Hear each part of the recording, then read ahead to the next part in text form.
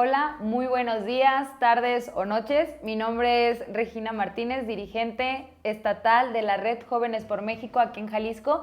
Bienvenidos al segundo episodio de El Puente Político. Ustedes saben que la finalidad de este ejercicio es para conectar la sabiduría con la juventud y todo eso que ellos conocen, nos lo inyecten para nosotros llegar con más energía. El día de hoy tenemos un invitadazo de lujo, el señor don Carlos Rivera Aceves, exgobernador. Pues muchísimas gracias por aceptar nuestra invitación y bienvenido. No, al contrario, muy amable por invitarme.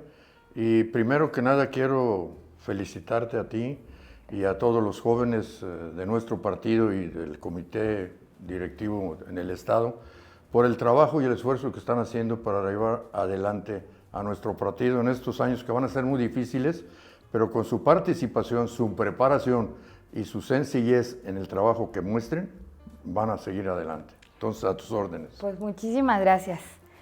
Comenzando, ¿nos podría platicar usted quién es Carlos Rivera Aceves? Sí, cómo no, con mucho gusto. Mira, yo soy un ser humano que viene del matrimonio formado por Julia Aceves Padilla y Carlos Rivera Castrejón. Mi padre abogado, mi madre ama de casa, mi madre de los Altos de Jalisco, nació en Tepatitlán, mi padre en Agualulco de Mercado, que es uno de los municipios que más quiero yo de Jalisco, porque ahí pasé mucha infancia, y que gracias a la formación que mi padre me dio, porque además mi padre de ser abogado, en su juventud fue de los fundadores del Frente de Estudiantes Socialistas de Occidente, que es la organización madre de la FEC en Jalisco, de la Universidad de Guadalajara, y fue una organización formada en la época de Lázaro Cárdenas con un espíritu socialista y con una gran participación política, no solamente estudiantil, sino en general en el Estado y en el país. Entonces yo, con esa participación de mi padre, pues me vi influenciado a leer mucho desde que tenía 14, 15 años, a tratar de participar en la política estudiantil. Yo inclusive, lo he dicho en otras ocasiones, me formé en mi juventud, participé en la Juventud Comunista.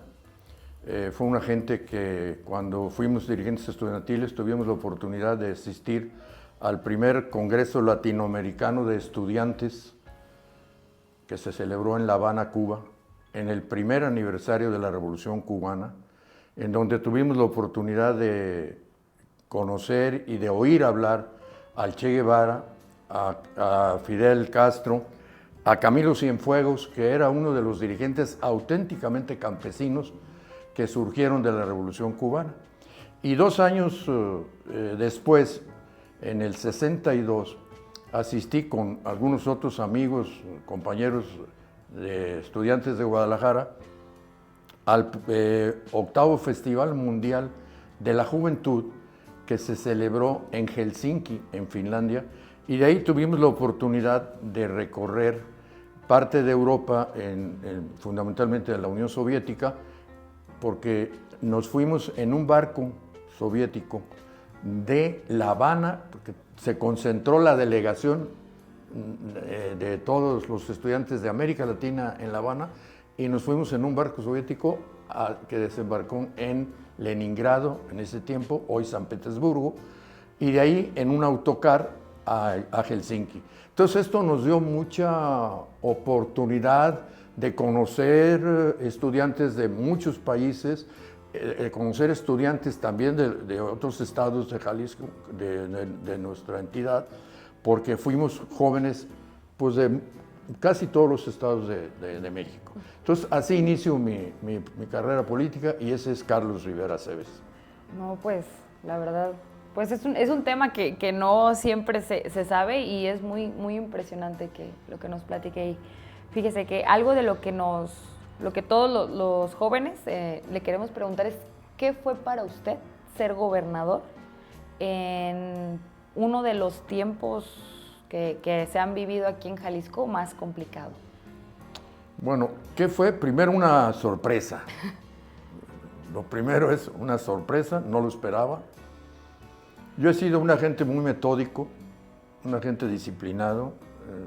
Quizás mi participación deportiva me ayudó y sobre todo el que actúe en fútbol y en básquetbol, que son deportes de equipo. Y a mí el básquetbol y el fútbol me enseñó a trabajar en equipo, a pensar en equipo y a tratar de ser un equipo. Y en esas condiciones, pues en política, desde joven empecé a actuar en esa forma. Entonces, lo primero que sentí es la sorpresa, pero lo segundo que sentí es la gran oportunidad de recibir un Estado en conflicto, en un problema tan difícil que pues era precisamente una oportunidad de tratar de hacer bien las cosas. Sí, claro. Y precisamente pensé en colectividad. Dije, esa noche, cuando llegué a la casa tuya, lo primero que pensé es, ¿qué voy a hacer? Esta es una oportunidad no para Carlos Rivera Cebes, es una oportunidad para una nueva generación de jaliscienses. Entonces creo que gobernó una generación que parte de edades que fluctúan de 10 años de diferencia. Por ejemplo, mi secretario de Finanzas, Arnulfo Villaseñor Saavedra, un hombre mayor que yo, 8 o 10 años, que había aspirado a ser gobernador del estado, que ya había sido presidente municipal de Guadalajara, que ya había sido senador, o sea, ya nomás le faltaba ser gobernador. Y además un hombre estricto para los recursos, difícil, codo le decían que él, sus trajes, le preguntaban, ¿qué hacía con sus trajes viejos? Y decía, los uso, en lugar de tirarlos. Entonces, para que vean lo difícil que era y cómo cuidaba el dinero. Entonces, desde ahí hasta gentes como Javier Besón, que fue mi secretario de administración, 10 años más joven que yo. Entonces, fue una generación a la que yo siento que invité a participar para gobernar el estado de Jalisco. Entonces, mi impresión fue sorpresa, pero a la vez reto. Entonces, parte de que se superaran estos eventos que para los que no lo tengan en conocimiento son las explosiones que sucedieron aquí en Guadalajara, el tema del asesinato del candidato a la presidencia, Luis Donaldo Colosio, además de también el asesinato del cardenal. Entonces, parte de que usted pudiera superar quizá estos retos, como le llama, es pues por el equipo que se forma. Definitivamente. Yo creo que si se analiza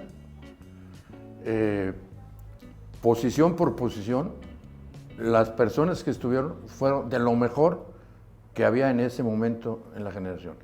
Mi secretario general de gobierno había sido mi secretario de organización cuando yo fui secretario general de la CNOP, entro en la CNOP en el partido a dirigirla. Invité a José Luis Leal Sanabria, que había sido mi amigo, que habíamos ido juntos, junto con otros estudiantes, a Cuba y a la Unión Soviética. O sea, traíamos una trayectoria, pero que en el transcurso de la vida política del partido, que se inicia conmigo, que a través de la CNOP es diputado, pero cuando llega Flavio Romero de Velasco, que no teníamos una comunicación muy clara con él, porque yo me había ido a México a trabajar primero a Tabasco con el licenciado Madrazo y luego en México con el licenciado Cosío, entonces él siguió con Flavio Romero y luego trabajó con Álvarez del Castillo. Entonces, sin pensar yo en eso, si estaba en tal equipo o en otro, cuando llego al gobierno digo, él va a ser mi secretario general de gobierno. Y fue un gran auxilio y un gran apoyo como secretario general de gobierno. Ay, de los 3 eventos, ¿cuál fue para usted el más complicado? O sea, de resolver tanto políticamente como socialmente. O sea, ¿cuál fue el que para usted diga, ay? Definitivamente la explosión del 22 de abril. Cuando, que está ya documentado que vino el secretario de Gobernación, nos encontramos en en las oficinas del Colegio del Aire, el licenciado Cosío, que ya iba a presentar su renuncia, yo le comenté al secretario de Gobernación que por qué yo en ese momento, sí. Porque me sorprendió y me dice, oiga, es una decisión que no se está cuestionando, usted es importante por lo que está representando en estos momentos. Y yo le dije, con dos condiciones, se me vino a la mente, dos condiciones, que nos den recursos suficientes para resolver todo el área dañada en un año, porque yo mañana me comprometo, si el Congreso, los diputados me apoyan para que yo sea el gobernador interino, que necesitamos recursos suficientes para en un año resolver todo el problema de la infraestructura de la zona. Desde los colectores, un colector que tenía el colector madre de 3 metros de altura, que nos metimos inclusive a la hora del trabajo a ver la altura, hasta el pago de los siniestros de las casas, las personas muertas, las indemnizaciones a sus familiares, o sea, todo eso.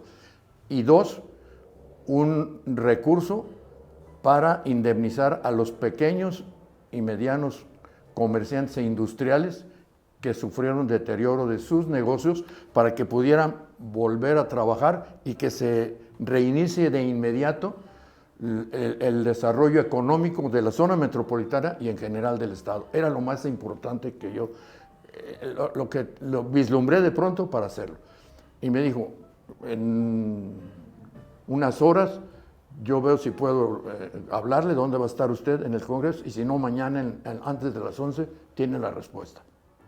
Y la tuve, y entonces, si ustedes analizan el discurso que yo produje en el informe, ahí estoy comprometiéndome a eso, y en un año regeneramos toda la zona de Javier Mina, porque estábamos haciendo también, iniciamos la línea 2 del tren ligero, que es otra de las obras que me da un gusto decirlo que nos tocó hacerlo nosotros. Las inicia el licenciado Guillermo Cosío Vidaurri, pone la primera piedra de esa importantísima obra en enero del 92, y yo tomo posesión en mayo, o febrero del 92, y yo tomo posesión el 1 de mayo. Ya tenían 2 o 3 meses trabajándose y yo saqué adelante esa obra. Entonces, para mí, ese es de los 3, el que más problema me causó, al grado de que había gentes en la plaza, tuve que convencerlos, y me pidieron que me fuera a dormir con ellos, los jóvenes, había unos jóvenes muy combatientes, que me fuera a dormir con ellos a las casas de campaña para que sintiera yo lo que estaban sintiendo ellos en ese momento. Y me comprometí, y a los 2 días fui y dormí una noche con ellos, me llevé a uno de mis hijos o 2 de mis hijos, y dormimos con ellos. Al principio muy tensa la situación, porque, a las 10:30, 11 les dije, ¿no tiene una guitarra por aquí? No, a los 1:30 ya estábamos cantando. Entonces fue para mí muy agradable el que sintieran que estaba uno apoyando desde ese momento toda la solución a ese problema tan grave, que afortunadamente salimos bien de eso. Sí, pues no únicamente es solucionar los temas materiales, sino también empatizar y entender, pues quizá eso fue fundamental para lograr este tema. Ya volviendo a temas más actuales, ¿qué opina usted de la alianza del Frente Amplio por México?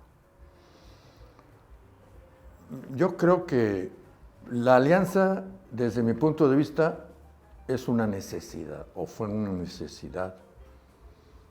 El hombre público y el servidor público debe de ser muy conscientes de los momentos que vive y cómo puede enfrentar esos momentos.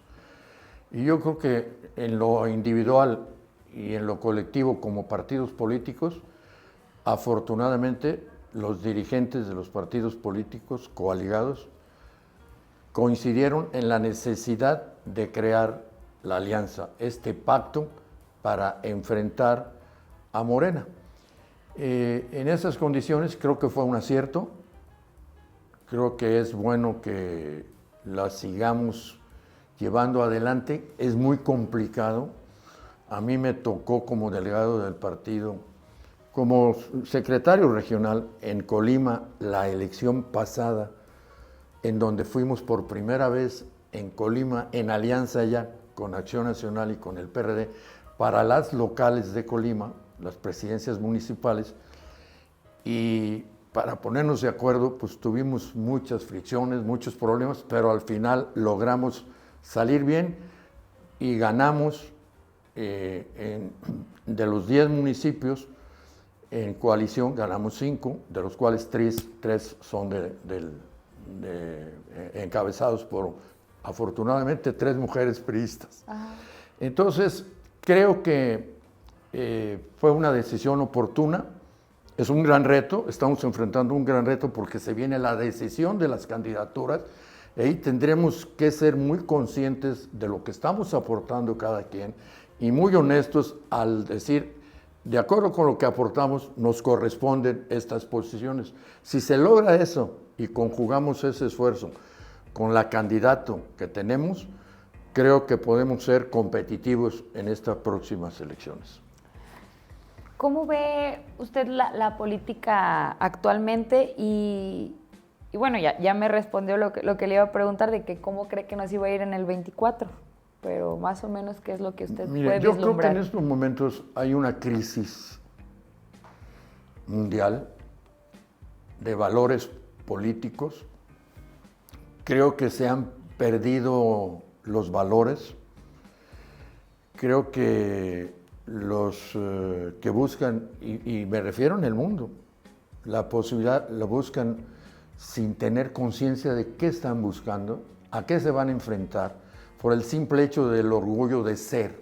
Y lo veo muy claro en Ucrania, con un señor que era cómico, no porque me refiero a ser despectivo, no, porque no trabajaba en política, no había participado, y de ser un hombre que estaba teniendo un gran éxito como artista, primero de comedia, pero después empezó a tener, que hasta protagonizó lo que hizo en una novela o en una película, no supe, lo que está sucediendo después.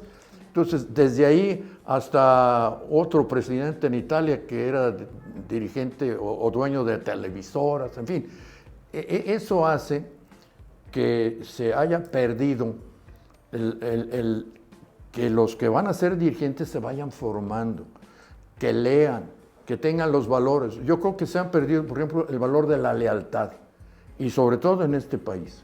La lealtad es muy importante y yo lo considero que uno debe de ser leal primero consigo mismo, después leal con los amigos que lo rodean a uno, luego con los compañeros de partido y al final creo que la lealtad es también con los adversarios, porque no son enemigos. En años pasados se empezó, somos enemigos. ¿Por qué? Si buscamos el mismo bien para el país o para un estado o para un municipio. Entonces vamos a determinar, somos adversarios y hay que ser leales. ¿Cómo somos leales? Diciendo de frente las cosas y atacando con lo que se debe de decir, lo que es bueno o lo que es malo. El segundo es la honestidad. Se ha perdido la honestidad. Ahora, y sobre todo muchos jóvenes, llegan a querer ser por el simple hecho de ser. Y luego son frívolos y amantes del dinero. Y creo que son 2 de los grandes errores que cometen las personas o que cometemos las personas en ese aspecto. Entonces, la honestidad económica es fundamental, pero también la honestidad política. No hay honestidad política en muchos participantes en la política mundial, nacional. Vean en Estados Unidos un Trump que nos podría haber llevado a la siguiente guerra mundial porque no hay honestidad en sus planteamientos. Un señor que busca ser presidente de la República y que está cometiendo delitos de no pagar sus impuestos, ¿qué puede pensar un ciudadano de él? Y que por la pura publicidad se llega a ser presidente. la publicidad es la que nos va a llevar y luego con qué bases gobernamos. Y el tercer valor que se me hace importantísimo también, la congruencia. Se ha perdido la congruencia. Decimos esto y hacemos lo otro.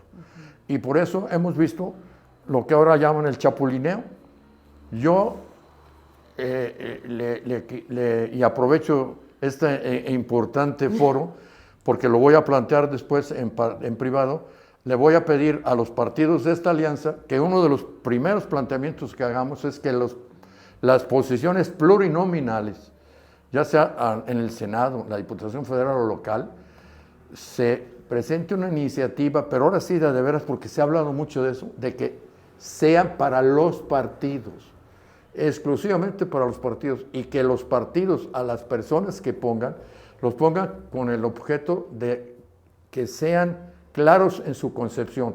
Primero, que sean preparados para que defiendan las propuestas nuestras, que para eso van, porque muchos de los que ganan una elección pues no tienen la preparación. Entonces vamos a llevar un equipo de cuadros preparados, sí, pero esos son, pero que luego no nos vengan a que, ya no me hizo el partido lo que quería yo y ahora ya me voy y me llevo la diputación. No, que se vaya, pero la diputación se va a quedar en el partido para otro cuadro, que sí, y van a ver cómo se va a evitar el chapulineo con todo esto.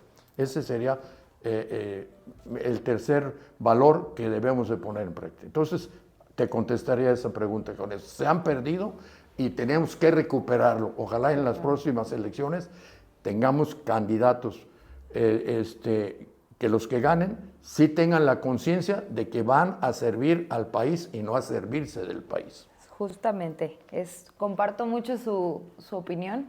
Mire, ahorita vamos a hacer una pequeña dinámica en la cual le vamos a mostrar ciertas imágenes de algunos personajes y pues lo que se le venga a la mente en 2 o 3 palabras. Entonces, mire, iniciamos.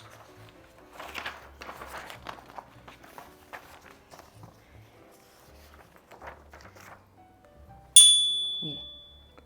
Una joven presidenta del partido que tiene la gran oportunidad de, si se hace un buen trabajo en su periodo, proyectarse a una gran participación, no solamente en el Estado, sino a nivel nacional.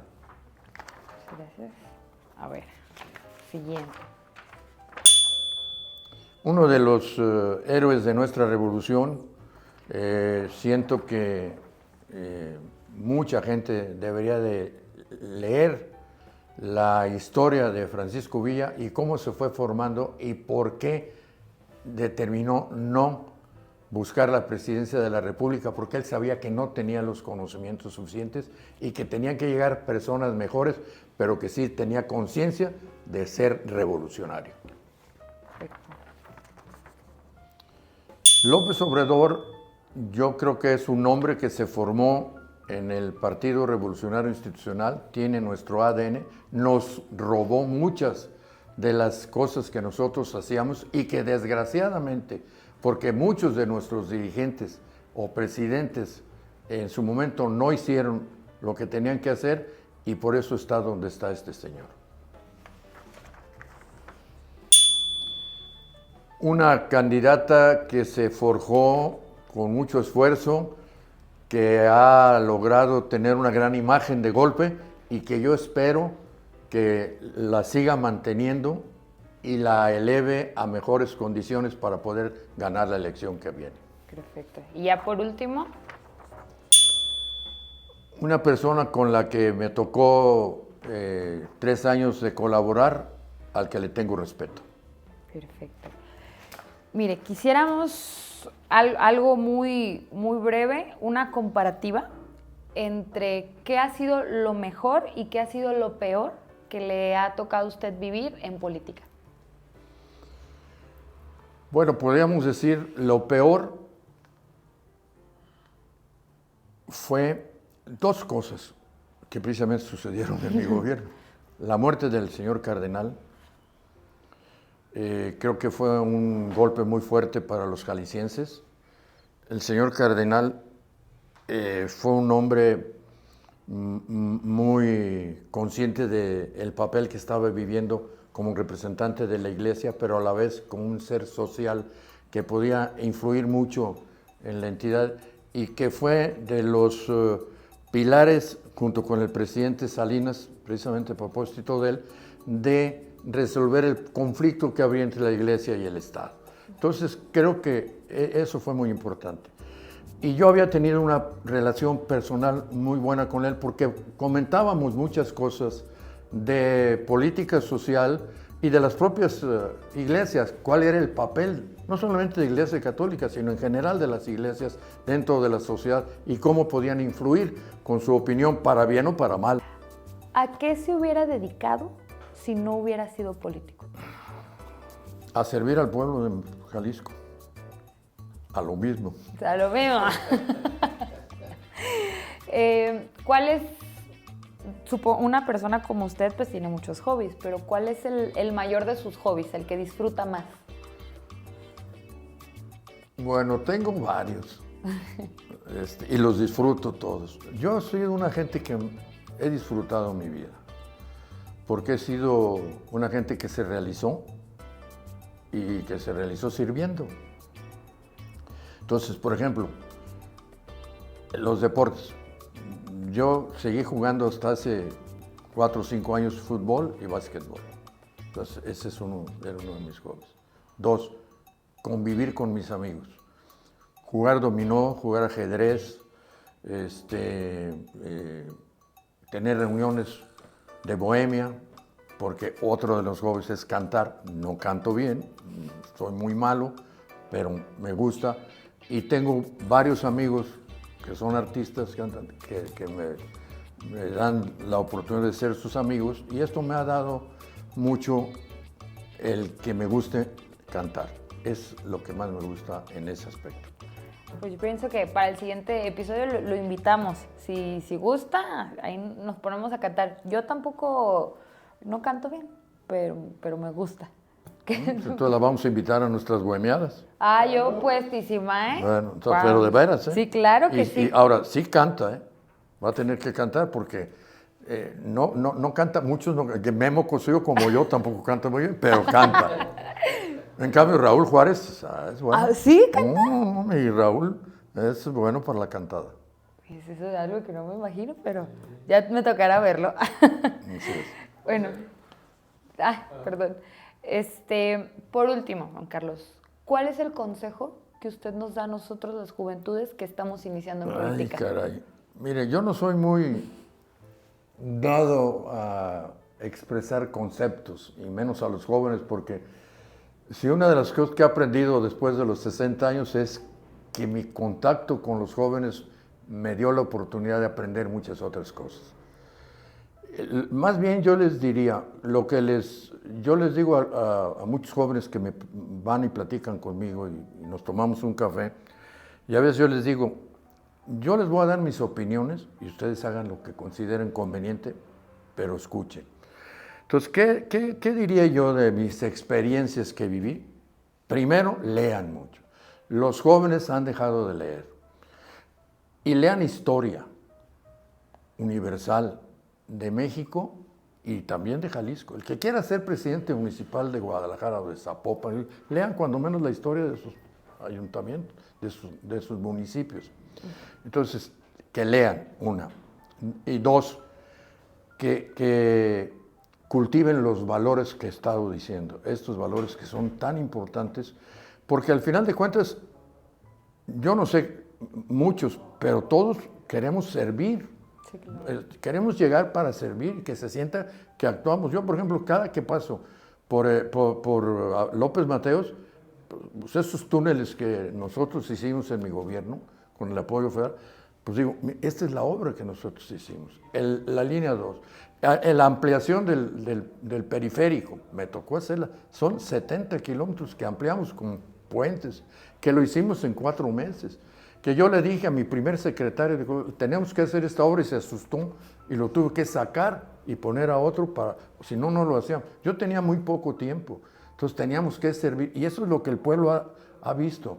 Las 6 escuelas preparatorias que le hice a la universidad, el haberle dado la autonomía a la Universidad de Guadalajara, que es mi universidad, y que es una cosa que hicimos conjuntamente José Luis Leal Sanabria, lo meditamos, lo vimos muy bien, y le dimos la autonomía. O sea, todo lo que hicimos es una obra que hice en Tolimán, que ahora que acompañé a Laura, le dijeron de un paso que unía a Colima con Jalisco en un puente, que luego me invitaron a los 15 días, fui y me hicieron una comida.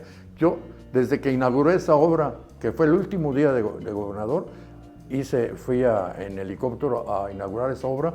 Y dije, oye, qué grande está ese puente. Yo no me había vuelto a parar hasta hace mes y medio que fui.